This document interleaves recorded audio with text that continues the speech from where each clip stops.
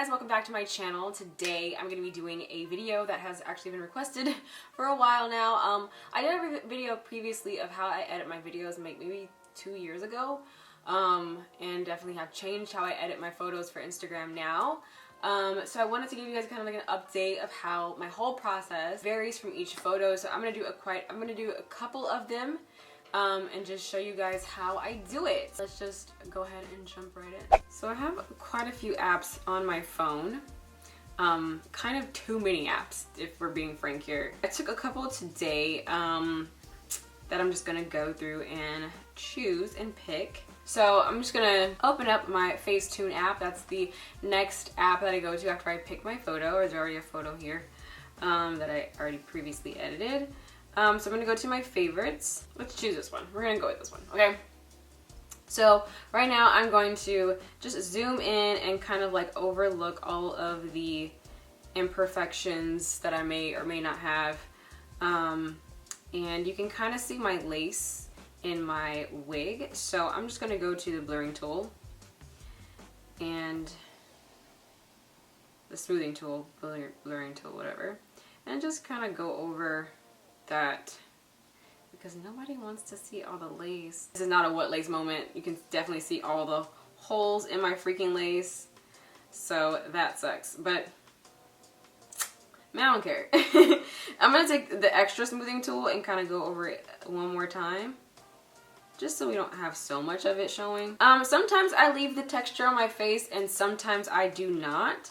This case, I'm just gonna, if you guys don't like texture, I'm just gonna go ahead and show you guys how I kind of get rid of it. So I'm going to go back to the retouch tool, pick smooth, and just go over that little area right there. I don't use the extra blur, I just kind of use the light blur.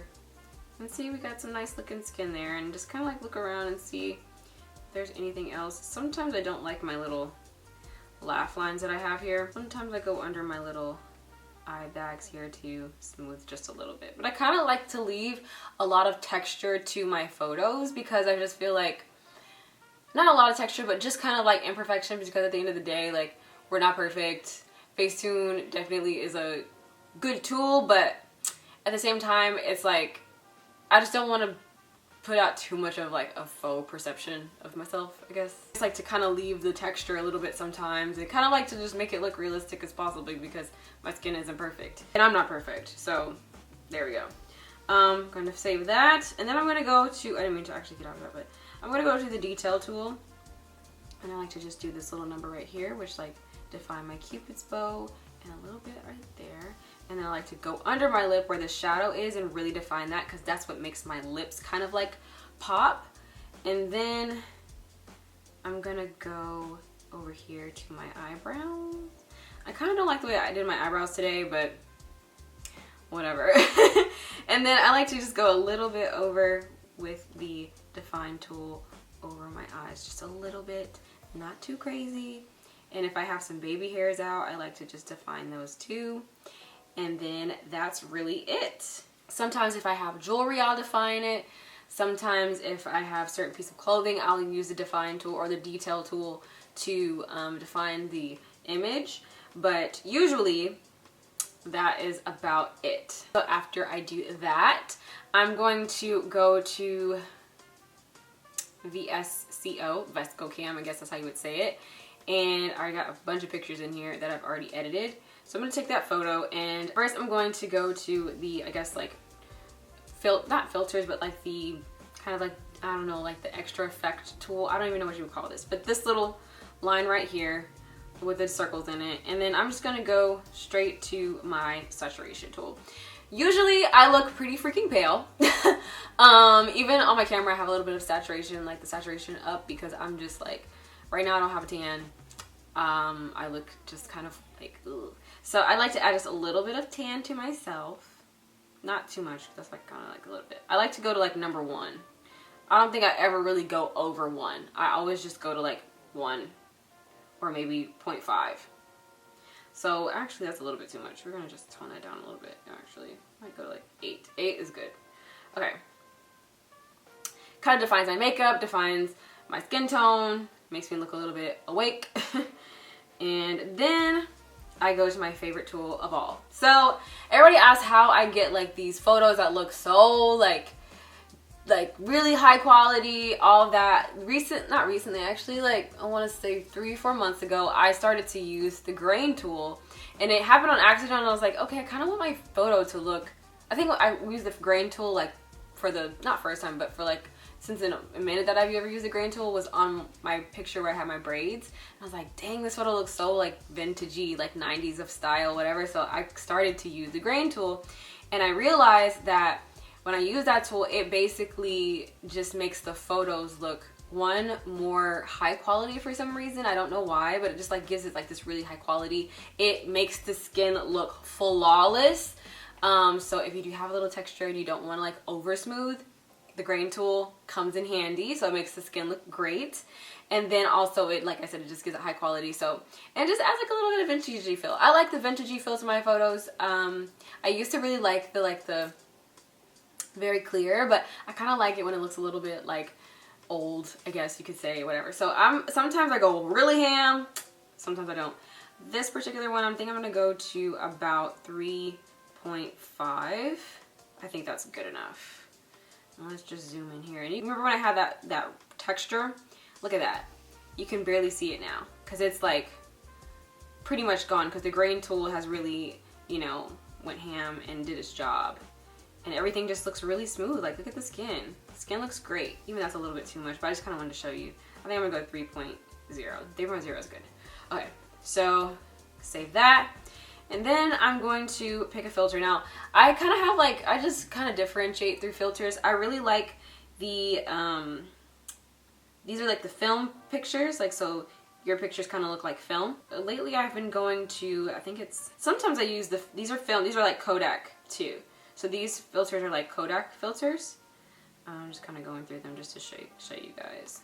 And I like to use the ones that, the E filters. And I'm just gonna go all the way down. We're not gonna do too much. I don't really like to put too much filter on my photos either. So maybe like 1.5. We can go there and save. And we are done. Really just depends on the lighting that I have. Usually I photo right in front of my window during like kind of not really golden hour, like right before golden hour I like to photo. And that's around in California, that's around like 2 to 4 p.m. is like a great time to catch the sun, because it's kind of like the way that it's positioned where I live, it's like right in front of the window, but it's coming like this way. So I mean, it's like great lighting. And then I can't really tell you like what time that would be in like on the East Coast, but if you can find a good time to really take photos, that's what time I usually take photos. Like if I'm really trying to get like a good photo, between 2 and 4 o'clock. 5 o'clock ish maybe. The time just did change, so it might differentiate like when I'm gonna take photos now.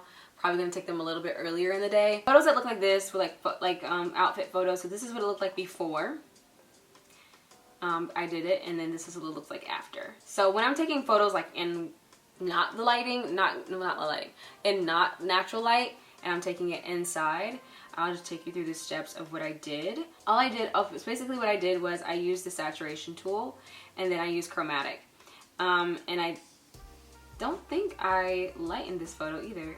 Sometimes I would use the exposure tool to like brighten it a little bit, just to make the background not look so dark and dim, even though this particular one had a good decent lighting.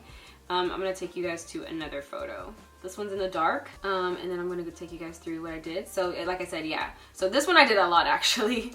I did the grain tool, and I also used, and I'm not particularly sure why I used the highlight tool, but I use the highlight tool just a little bit, just to actually if I press on it, it'll take it away. So it added like a little bit of kind of like a purpley tone to it. And then I used a saturation tool because I was looking a little washed out, as you can see.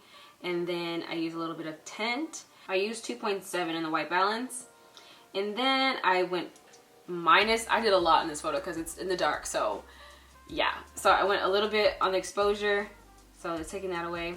Exposure, I went negative because when I go negative, so when you go positive, it brightens it, and when you go negative, it darkens it. And I went -1 just because I had already kind of put a filter over it, so it kind of like helped. But it was like the filter was just a little bit too much, so I needed to like make it less bright, if that makes sense. And this is how that photo came out. So this is how it looked before, and then this is how it looked after. Everything is brighter, kind of lighter. I have somewhat of a tan in this. It looks good.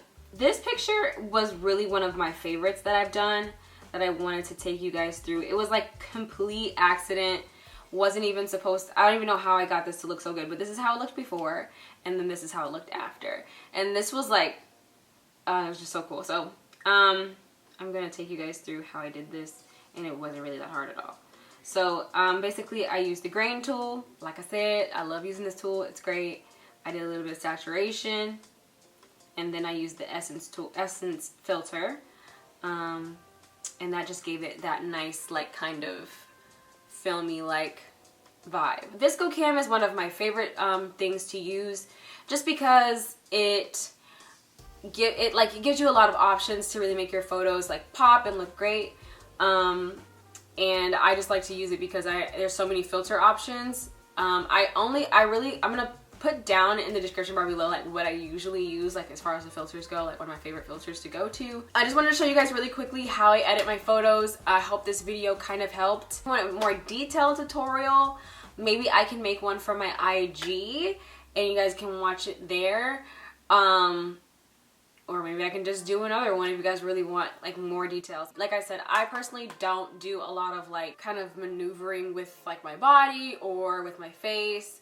I try to keep it as natural and as like realistic as possible, just because I just don't want to like, I don't know, like I just don't want to like, there's no shade to anyone because I know everyone, like people do certain things, but for me, I just don't want like a false image of what I look like, and I just like the way I look, so I don't try to like change that too much. Obviously I'm going to like, you know, smooth out a little bit of pimple here, or if I have like a little hair, my freaking lace front is showing, like I'm gonna like, I don't want people to clock me, you know. But yeah, I don't really do too much as far as like changing and shifting, but I do go ham in the filters, and I do go ham in like just making the photo itself look a certain way. So yes. I hope you guys enjoyed watching this video. Be sure to give it a thumbs up if you liked it, and I will see you guys in my next video. Bye!